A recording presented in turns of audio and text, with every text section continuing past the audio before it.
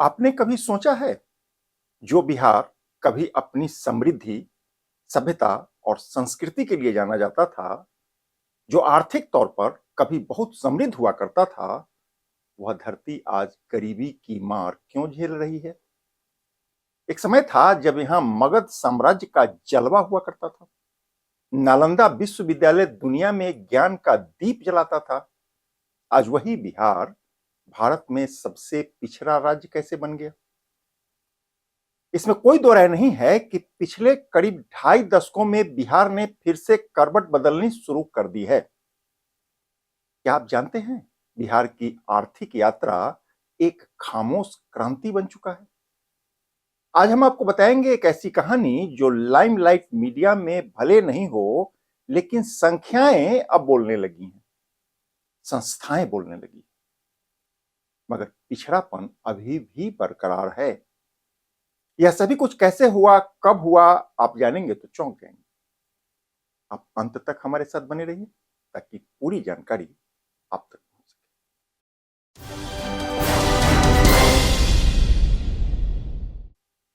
KKN live के खबरों की खबर और लीक से हटके खबर में आपका स्वागत है। नमस्कार, मैं हूं कौशलेंद्र झा।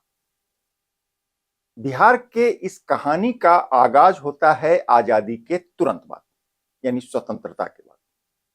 कहते हैं कि बिहार की अर्थव्यवस्था राष्ट्रीय विकास के परिधि से अलग होने लगा था। वर्ष 1999 से 2008 तक जब भारत का विकास दर 7.3% की गति से बढ़ रहा था, तब बिहार मात्र 5.1% की रफ्तार से घिसक रहा था।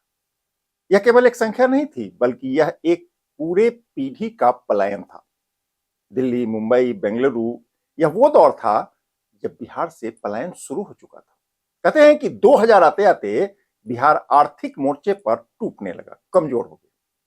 दंगे, अराजकता और विकास की धीमी रफ्तार ने आग में घी डालने का काम किया, क्योंकि बिहार की आर्थिक संरचना प्राचीन कृषि पर निर्भर थी। कोई बड़े उद्योग नहीं थे, कोई आधुनिक बुनियादी ढांचा नहीं था। 2008 आते आते तस्वीर बदलनी शुरू हो गई।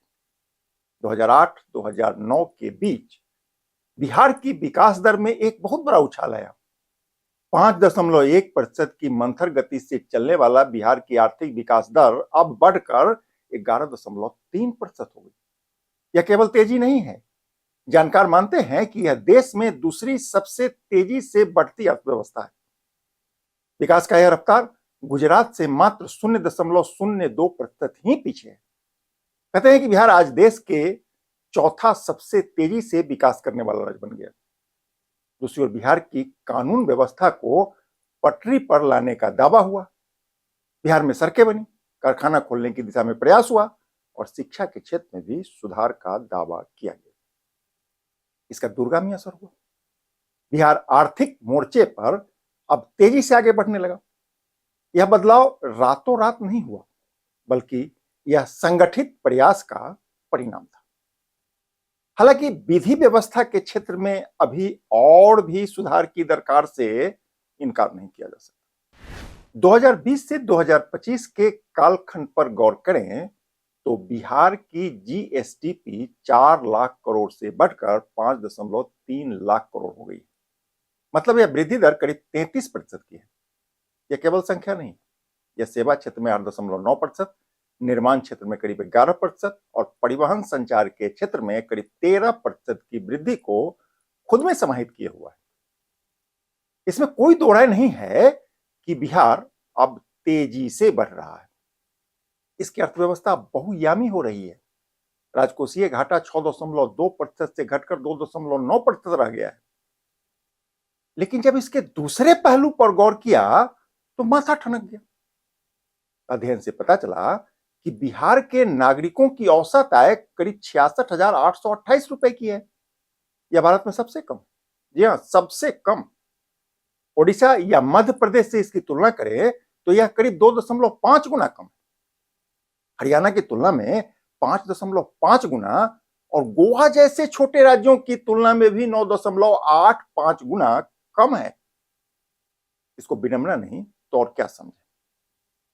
सवाल उठता है कि जब बिहार की अर्थव्यवस्था तेजी से बढ़ रही है, ऐसे में प्रति व्यक्ति आय क्यों नहीं बढ़ रही? अर्थशास्त्र की जानकारी रखने वाले लोगों से बात करने पर पता चला कि बिहार में आर्थिक विकास की शुरुआत बहुत विलंब से हुआ और बहुत नीचे से भी हुआ। नतीजा, तेजी से दौड़ने के बावजूद विकास की दर की रेस में बिहार आज भी निचले पायदान पर खड़ा दिखाई देता है। सरल शब्दों में समझें तो इसमें कोई दो राय नहीं है कि बिहार का विकास हुआ, पर इस कालखंड में अन्य राज्यों का विकास भी हुआ। क्योंकि बाकी के राज्य पहले से बहुत आगे बढ़ चुके थे, नतीजा थोड़ी धीमी गति होने के बाद भी वह राज्य आज भी बिहार से आगे। ऐसे में यदि हमको उनसे आगे जाना है तो अपनी रफ्तार बढ़ानी होगी। सवाल उठता है कैसे होगा? अब इसको ठीक से समझने के लिए बिहार के अर्थव्यवस्था की संरचना को समझना होगा। इसमें कृषि सेक्टर को नजरअंदाज नहीं किया जा सकता, क्योंकि आज भी बिहार की करीब 46.1% की आबादी इसी कृषि सेक्टर पर निर्भर है। कहते हैं कि कृषि से आय में वृद्धि 8 या 10% की हो भी जाए तो यह औसत परिवार के 5 लोगों का बढ़ोतरी माना जाएगा। यहीं आकर बिहार में प्रति व्यक्ति आय सीमित हो जाती है। मतलब विकास का दर यहीं पर आकर कमजोर पड़ने लगता है। करना क्या होगा? जाहिर है उद्योग को बढ़ाना होगा। आपको जानकर हैरानी होगी कि बिहार का औद्योगिक क्षेत्र आज भी मात्र 3.2% का है, जबकि राष्ट्रीय औसत 20.1% का है। मतलब हम बहुत पीछे हैं। जानते हैं ऐसा क्यों हो गया? इसके कई कारण हैं। अव्वल तो ये कि आरंभ से ही हम बिहारियों के मन में उद्योगपतियों के खिलाफ जहर भर दिया गया। जो हमारा विकास कर सकता था उसको हम अपना शोषण करने वाला समझ बैठे या हमको समझा दिया गया। इसका नतीजा यह हुआ कि बिहार में उद्योग के लिए माहौल बनने से पहले ही खत्म हो गया। इसका खामियाजा हम आज भी भुगत रहे हैं। मोटे तौर पर यह समझना जरूरी है कि प्रति व्यक्ति आय में सुधार चाहिए तो बिहार में आईटी हब, विनिर्माण केंद्र और बायोटेक्नोलॉजी पार्क का विकास करना ही होगा। अंत में आपको बता दें कि अगले 10 वर्षों तक यदि बिहार की विकास दर 33% की रफ्तार से बढ़े तो प्रति व्यक्ति आय में 3 से 4 गुना की बढ़ोतरी संभव हो सकती है। लेकिन क्या यह वास्तव में होगा? जवाब आपको स्वयं तलाशना होगा। हालांकि सरकार ने प्रयास शुरू कर दिया है। ऐसे में बड़ा सवाल यह कि क्या बिहार वाकई बदल जाएगा या यह सिर्फ एक आंकड़ा बनकर रह जाएगा? क्या होगा मुझे नहीं पता। अलबत्ता यदि बिहार के किसी किसान का बेटा इंजीनियर या डॉक्टर बनने लगे तो बात में समझ में आए। मिसाल के तौर पर नहीं, बल्कि यह व्यापक हो जाए तब। गांव की लड़की अपना सपना पूरा करने के लिए बड़ा छलांग लगा सके तब।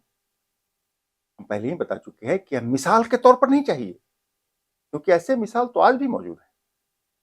विकास तब रफ्तार पकड़ेगा जब यह आम हो जाए। आपको क्या लगता है, ऐसा होगा? हाँ या ना बताइएगा जरूर। नमस्कार।